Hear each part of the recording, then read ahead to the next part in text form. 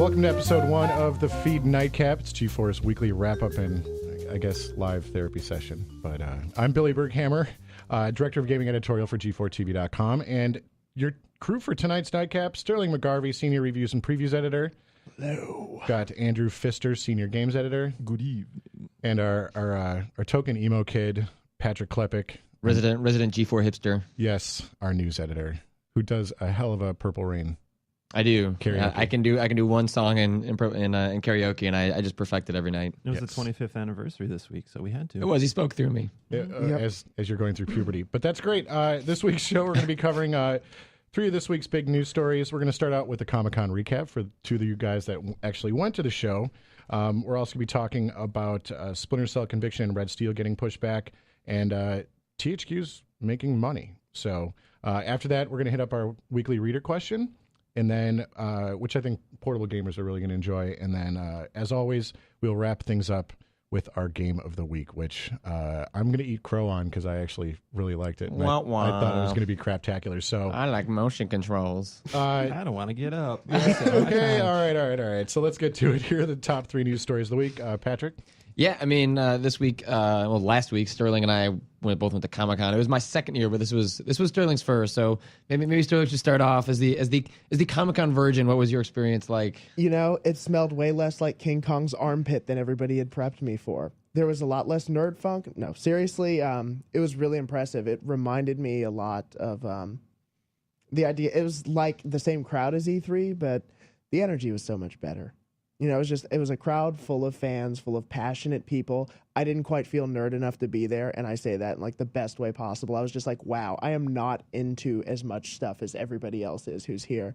But it was incredible just to see the kind of showing, the kind of outpour, and then to see the way that the gaming industry has really taken a hold and used it as a great first impression for their games with fans. Yeah, not I mean, it's not filtered through us, but yeah. Yeah, now that it's looking like E3 probably is going to go public in a sort of fashion, like game companies, especially Capcom, are essentially looking at Comic-Con as a public E3 and are really embracing it. And the problem is, like, Capcom was the first one to get it, and it takes like 5 years to get a big booth at Comic-Con. So that's why they're always the one that has like this mammoth presence. And Konami, Sony, Microsoft have these tiny little booths that they're crammed into. But it's really cool because this is the first time you see sort of a public perception of these games. And like that's why you saw really weird reactions to games like Dante's Inferno, which had a great presence on the floor. People were flipping out, things that the press has been really critical of, like God of War comparisons. People loved that. Like, they love that it's like God of War. That allows them to connect with the game very quickly. But then I also went to a Dante's Inferno panel where EA believed that it was going to be a bunch of people that were like, screw reading. I don't read. I haven't read the Divine Comedy. At Comic-Con. What's that? People don't read. and they made a bunch of jokes about, like, no one's read the Divine Comedy. Put up your hand if you've read the Divine Comedy. Most of the room had read the Divine Comedy.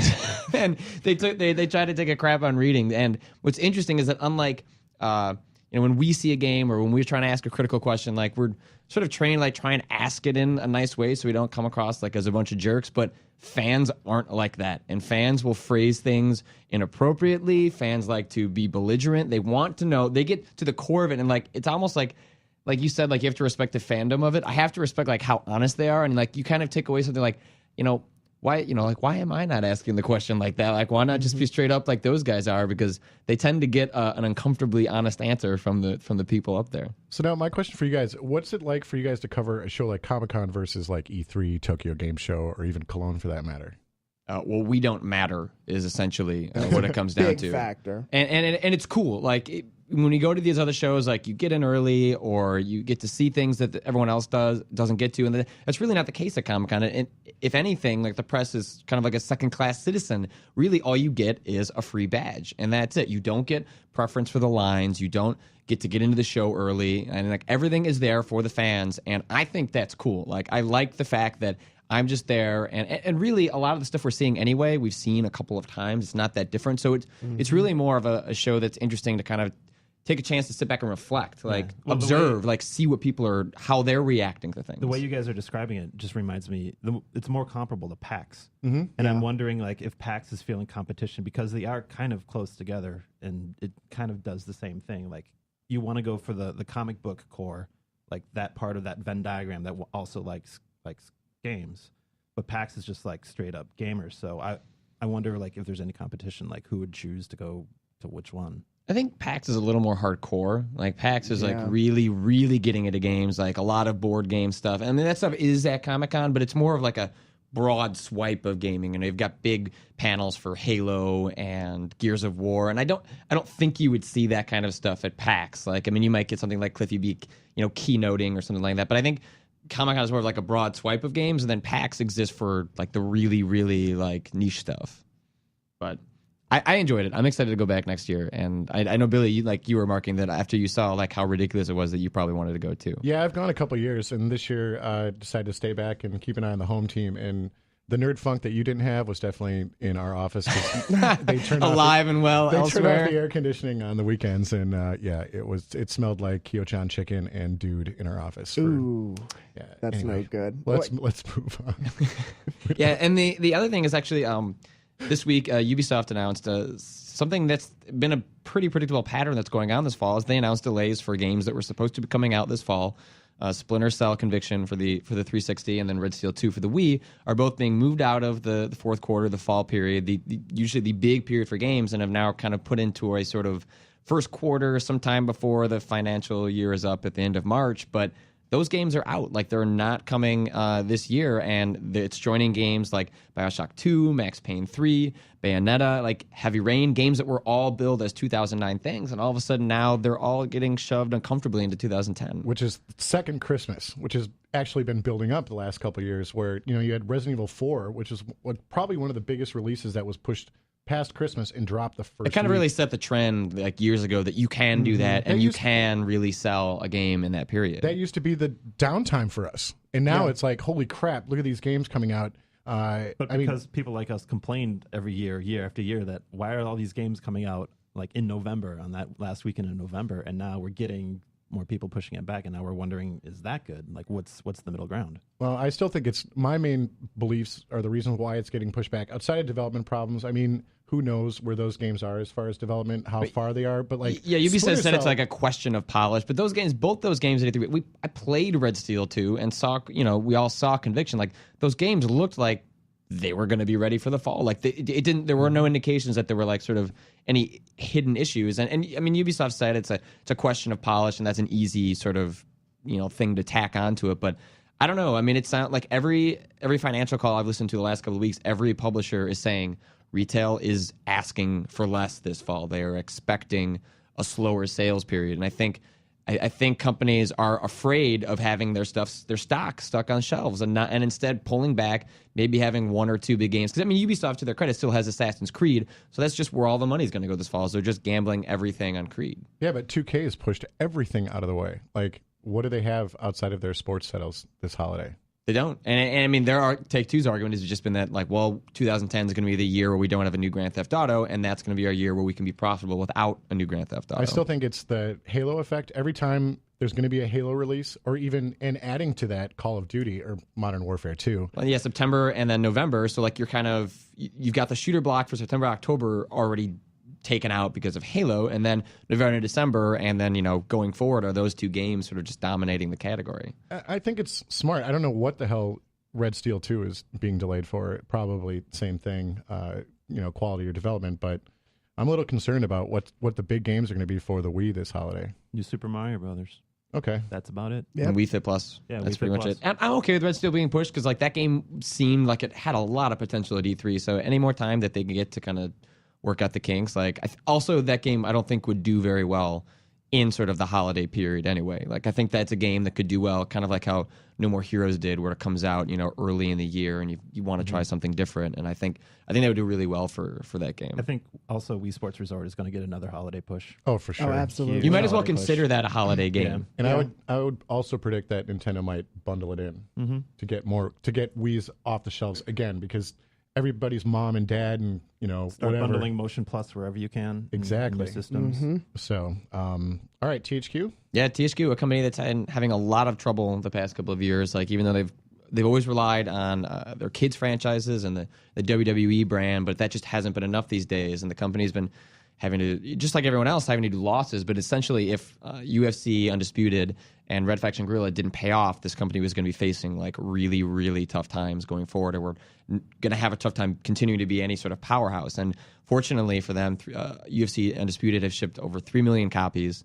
Red Faction Guerrilla has shipped over 1 million copies, and it sounds like it's really encouraging because those are two really, really good games. Like THQ used to be kind of one of those companies that was just looked at as a licensed, farming house, like just Nickelodeon games or whatever, Disney and Pixar games, and they've really like kind of come around, and I think people are starting to rally behind them. And I was a big fan of Red Faction when I saw it earlier this year, but it's just the buzz was not there. Like there were people interested, but I was just desperately afraid that game was going to bomb because it is so good. And if you haven't played it, I highly recommend checking it out because it is a really, really good game. I think Infamous might have stolen some of the summer buzz away from Red Faction. I think so. And Prototype. Sure. And Prototype. To a degree. Yeah, they're like 3 open world games like within about a month of each other, and they all sort of they all did okay essentially. I mean, Prototype did better than all of them, but I mean that's more of a testament to Activision and the game having more of an edgy, bloody feel to it. But like it's too bad because they were all so close together, they all probably didn't sell as well as they would have if they were parsed out maybe 4 months from each other. So how many of you guys actually played Red Faction? I haven't had a chance to play it outside yet. of the press event demo. I haven't. It's on my list of things to get to, but Game of the week next week. Okay, done. All right, I fair played 6 hours of it a couple of months ago, and it's really, really good. So the multiplayer was a lot of fun. Also, highly recommend just put the game on easy when you start, because the game has sort of an unbalanced difficulty, especially when you start getting towards the mid game. And it's a game where you don't want to have to worry about dying. You just want to have fun. So, just early recommendation if anyone wants to play along with us, like put it on easy. Don't feel bad. A lot of the developers actually put it on easy too, because it's more fun to blow up a building, not like have the building dynamically fall apart and a piece falls on your head and you die because the physics are too good.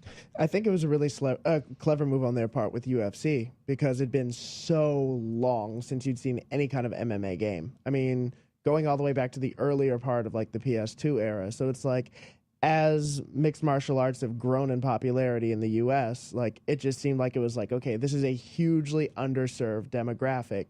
So Ukes came through, and for all the issues people have taken with the SmackDown series and saying they've basically reiterated it year after year off of this 10-year-old engine, UFC, they came along and said, okay, we're going to make a game that's going to be reminiscent of Fight Night, that kind of like, besides the obvious sweaty dudes rolling around knocking the crap out of each other, just tapping into that demographic. And it was clever, and it really paid off, and I'm glad to see that it did for them. Well, that's why EA is crawling up their ass with their new game, and that's why Peter Moore, it's not just the US, it's international. MMA is huge everywhere. Yeah. So MMA is like kind of becoming the new WWE, sort of in a sense. It has been. It's there. It's kind of like replacing boxing and WWE at the all same at time. once. Yeah, for sure. all right, so that's the big news of the week, and then now it's time to talk about our reader question we got. Andrew?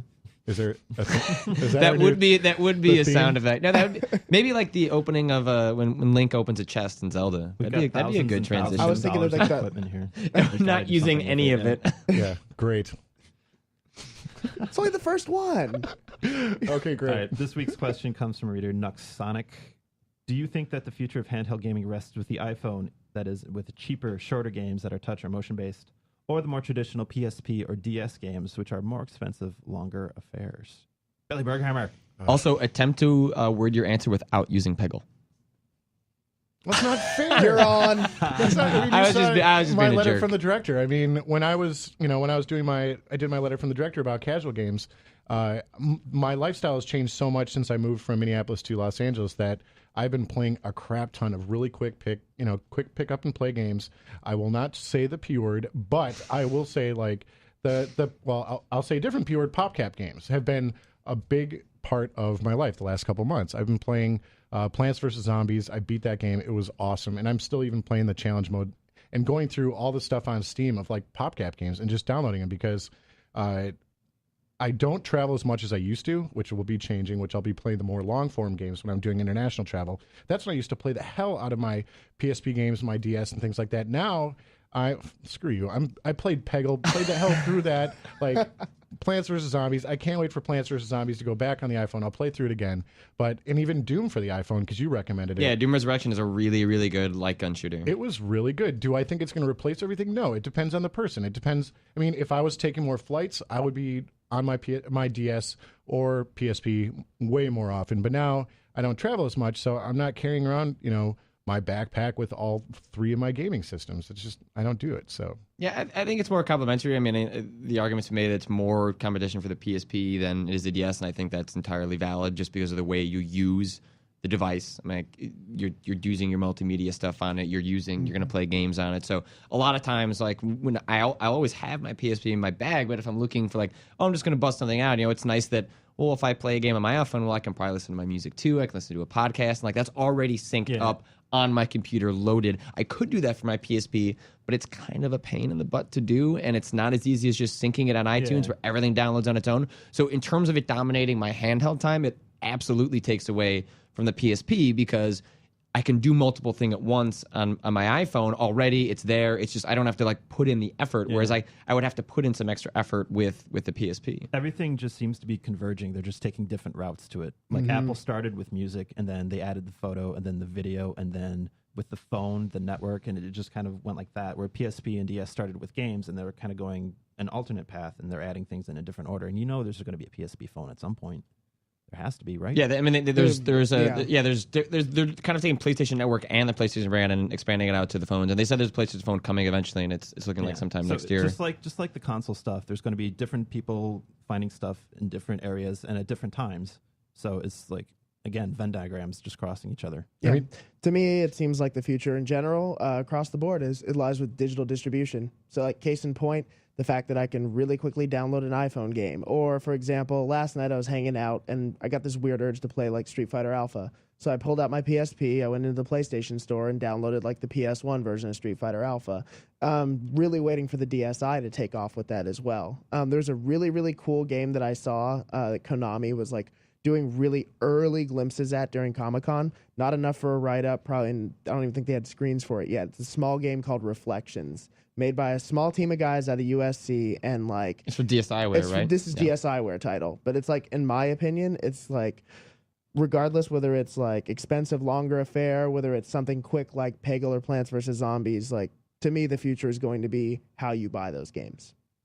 Interesting. Are there any portable releases that are coming out the next, before the holiday that you guys are so super psyched for? I'm not talking about iPhone. We all have iPhones where, but... Well, for me, Mario and Luigi, the next one on DS. And I'm really interested, I don't know if I'll play it, but I'm interested to see what happens with Chinatown Wars on PSP and how that results versus the DS version. Again, that'll be a telling sign. I played through Chinatown Wars in a game again. Almost no one played, and that game is absolutely fantastic. And I love that game. So well built for the DS that I will be interested to see how it works on the PSP because so much of it was kind of fun because it takes that sort of old school GTA flavor and kind of marries it with some of the stuff they learned with the bigger games on the console, but.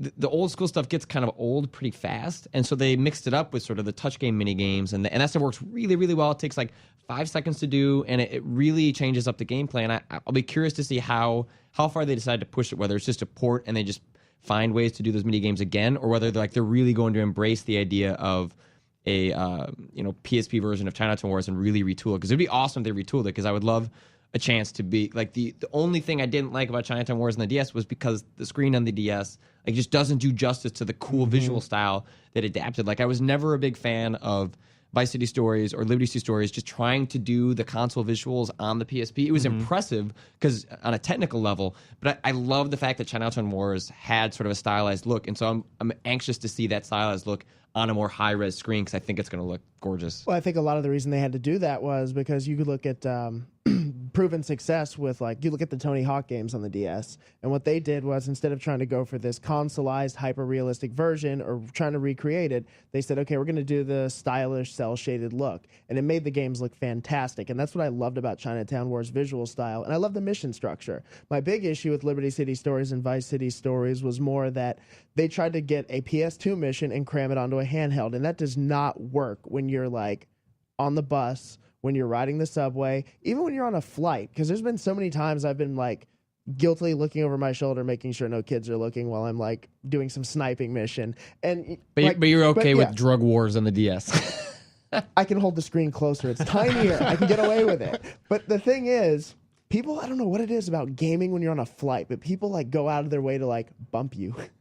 I don't know if I'm the only one who's noticed that. People are just like, oh, excuse me. And it's like, okay, I just failed the mission. But I think it's just because we're bigger guys. It could, and our shoulders stick out of the aisle. That could be a bit of that. Patrick, you have any problems with that? You're like, 80 pounds. No, I'm anorexic, so it's okay. I get by. He's the guy that runs into us. Yeah, well, it's a hipster requirement. So that said, 2 games that one game is probably people haven't thought much about. I'm really curious about Assassin's Creed for PSP, mainly because Ubisoft doesn't have the greatest track record with PSP games. But when you think about the way Assassin's Creed controls, you can fit that. Like, that control scheme would work within a handheld. That would, absolutely. Yeah, because you're only using one stick, to do a lot of your movements. It's the same reason God of War worked so well on the PSP, because most of that stuff's relegated to the stick. A lot of those motions can just be modified very easily. So I'd like to see what they're going to do with it and see if they can break this streak of issues they've been having with the platform. And don't download the iPhone version. Oh God, the Assassin's Creed iPhone. I played the free version last night. I was like, why did I do this? There's a reason it was $10 and then they made it free. Yeah, the DS version is equally horrendous. It is the DS version. Is it? Yes. One other PSP game, definitely keep your eye on Gran Turismo for the PSP. I played it at E3, been waiting for it for 5 freaking years, and finally. Yeah, I have like literally no interest in Gran Turismo. So like when I played the game, like it's not like the gameplay was doing anything for me, but it looks amazing. And it looks like Gran Turismo. It plays like Gran Turismo. If you wanted Gran Turismo on PSP, like this game is totally going to And I'm curious to see how it interfaces with GT5, and which I will predict they're going to talk about extensively at Tokyo Game Show. Guaranteed. Oh, yeah. Guaranteed. So. You guys forgot Scribble Knots. All right, game of the week, and this is where I completely and totally eat crow because I thought this game was going to suck, and I even said when I was on broadcasting from the Nintendo press conference during E3, I said that this game could make me eat crow, and it definitely has. Our game of the week this week is Wii Sports Resort. Yay! For all you fans of the Waggle. And you're still dismissive as you bring up the game. I will, but I'm going to stay away from you. I'm going to start with Sterling. Or actually, you know what? I'm going to start with you because you did the review. I did, and it's weird because it seemed like a lot of people in the office were surprised that it got a high score, like 5 out of 5. I'm like, really? Like it's really good. Like why are you surprised about this? I think it's because you have to play it, and like I'll even say that before I played it, I don't know. I was like, oh, it's more Wii Sports. Like, oh, there's more bowling, but it wasn't until earlier this week that I brought it home, I played it, and you really intuitively understood what Wii Motion Plus does for these games. And it's not until you play it. Someone can tell you about it. You can watch videos. It's not until you actually play it that you understand. It's unfair to call it Waggle because to me, Waggle was always like just wave your arm and anything will happen on screen. This is like wave your hand, wave your remote, and it's 1-to-1. And it comes through in all the old games like bowling and table tennis, which is the updated version of tennis and much better. And swordplay. You and I played swordplay. That was actually the one, a lot right? of fun. That was the one that changed your mind. Yeah, there were every mini game that I played, I liked all of them, and I was really, really surprised. Wii Motion Plus definitely adds to the entire experience, but I think why I was so surprised that I liked it was because I was so burnt out on the first one because that was the one that is the quintessential Wii game that everybody wanted to play when they'd come over, and you're like, really? We're going to play tennis again? I'm over this Especially crap. if you're like the only one in your friend group that owns a Wii. Seriously. And like for the first month after launch, it was fun, but I just got so sick of it. Like my parents keep asking me to bring, well, now they have a Wii, but they would be like, oh, bring the Wii home. We can play Wii Sports. I'm like, yay. I've played this crap for so long. Like I'm over it. And I just set it up and like go make a drink or something because I was kind of bored with it. But I am so excited. Like I'm going home this weekend on vacation, and I'm bringing the Wii home and Wii Sports Resort. Wii Sports, the first one was a tech demo. This is a game. Yeah, it's real. And it's the sword. The Exactly. sword fighting is what sold it for me, because that, more than any of the other mini games, you see as you're moving it exactly how your hand position is changing. Like it interfaces with bowling and with table tennis very much so. That's minor movements to detect, but it's only that where you're like seeing the hand move around in real time. So you can. It's almost like when you watch like those motion capture demos and you see people like moving around with little bubbles on them. Like you're seeing your entire movement as it's happening. And there's not a whole lot of depth to the sword fighting, especially the way they set up the defensive maneuvers. There's not a lot of. But like as a proof of concept for someone to take that and run with it, like the sword fighting is so much fun. Like I finally maybe I'm glad they never made the lightsaber game, because now I'm glad that Motion Plus is out, and like that's where this stuff is really going to become fun. That's where it needed to be. To me, I mean, it was all about the bowling, because when we were starting up the game, I said, all right, I want to take something that I'm familiar with and I want to see how different it is. And it was like the exact, like I just like did my usual technique and I thought, okay, it's more sensitive. I'll put a little more curve into it. And like you were there, Skip, like I got a strike on my first bowl. And I usually never get a strike like on like the first shot like that. But it was just like, it was so precise, so exact. I then proceeded to screw up my next frame. But it felt like you could really, really feel the way that they'd tweaked and done so much to refine gameplay. And you know, there's people that are going to argue about, you know, why did you think it was so good, Skip? You know, really a 5? You know, get too fixated and hung up on that. Yeah. But I think, like, to me, it's like the game is the distillation of fun. It is taking everything that defines why we play games, why are games fun, and boils it down to a simplistic, here you go. It doesn't have to be deep. It doesn't have to be something where you're engrossed in. It's just a matter of, like, putting a smile on your face, people around you having a smile on your face, having a good time. That's why we all play games, isn't it? Yeah, and when we were playing, we had a blast, and like I was definitely, I mean, I could be labeled as a Wii skeptic at this point. No, probably. No, but in all honesty, like I liked every single minigame. I'd say the Pilot Wings ish, the flight stuff, does make me wish there was a new Pilot Wings coming out. Please, Nintendo, seriously, we need this crap. And archery. I thought archery was fantastic. So archery needs to be blown out even more. Like there's 3 difficulty levels, and like the advanced stuff, the later levels, that's where it starts to get like really creative. You could go all sorts of places with like archery, like Zelda. Put a giant brick so wall in many front of them, yeah. Like so many of them are just like they went far enough, but not too far to sort of like where they feel like they're. I mean, they're more than mini games, but they're not games within themselves. Yeah. So like they took it far enough to like, this is the I mean, like it's really in some sense like throwing the gauntlet down to developers and saying, look, we know you've all struggled trying to figure out how to make motion works. Here are a bunch of concepts that essentially lay out so many games that could take this into full-fledged products. And I think it's unfortunate that it's also going to be a couple of years before we see like the real fruits of what's been laid down. But I think in a lot of ways, like between the sword fighting, like that's they're games that we're going to be playing in a couple of years. Where I think finally Motion Plus is where Nintendo's gotten to they had the idea what they wanted to do when they conceived the Wii, but it was just far too expensive to make this like a purchasable product at $250, and now it is. And so now Motion Plus is what they wanted to do from the beginning, and now it's just a matter of everyone else playing catch up. It's funny. We've heard this argument. I've heard this argument like twice before now, and it's funny just to hear it again. Like it started with the DS, like all these proof of concepts with like WarioWare, and like we're gonna have to wait for people to catch on. Like Sega did, kind of like what was that? I would feel the magic, yeah, stuff like that. And then we heard it the first round with the Wii's, like Wii Sports, and these are ideas for people to use with Wii Sports. And 2 years later, here we are with it's Nintendo again saying, why can't anyone else do this? My biggest concern though is, and I think the game's biggest hurdle is the fact that there's only one Wii Motion Plus bundled in with the system. There really should be 2. Like there really should be 2. At least 2. I've been telling people there's 2 because it doesn't make any sense that there's just one. Any game coming for the Wii that has Wii Motion Plus should be bundled with initially from the outset. They all do right now. Tiger does, tennis doesn't.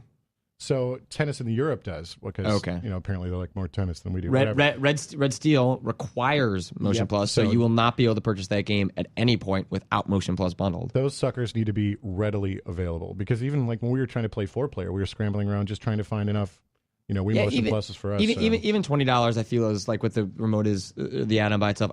Like Nintendo, I feel like they shouldn't even be charging for it. Like the point is getting this in everyone's hands, not like at $20 they're not making that much money off of it. So like it'd be nice if they just I don't know, shipped everyone that had a Wii, I think, a Motion Plus, because until it's in your hands, like there's still like that. You have to go over a certain hurdle to go out and buy it or buy a game with it. So it's funny. It just highlights how much of a Frankenstein creation the Wii controller is now, with the motion, the remote, the little sheath like cover for it, and now the nunchuck, and now the Motion Plus, and it's just like a series of adjusting and hooking and unhooking. The 3-minute video that you have to watch when you boot the game is hysterical, because it's like as you watch them attach everything, it's just terrifying what that controller becomes. It's like a beta test for the next round of Nintendo hardware. It's like, okay, all these pieces are going to be in one thing next time. Just wait. That'd be great. Wii HD. I would love to see that. That's what I'm personally waiting for. And if they can get it all together in one package, I would easily give my Wii and all the crap to my sister and start over again. Wii Sports Resort, you would all buy it easily? Absolutely. Good. I also love the Wii achievements they throw in.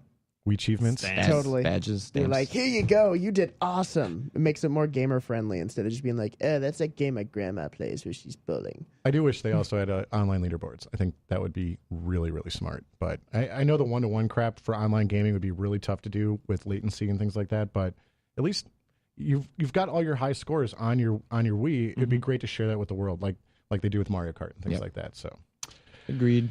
All right. Well, Wii Sports, 5 out of 5.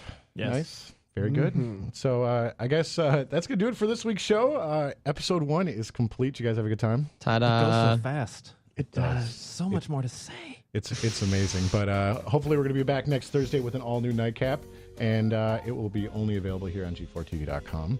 So tomorrow's Friday, folks. We're almost there. We'll see you next week, and have a great weekend.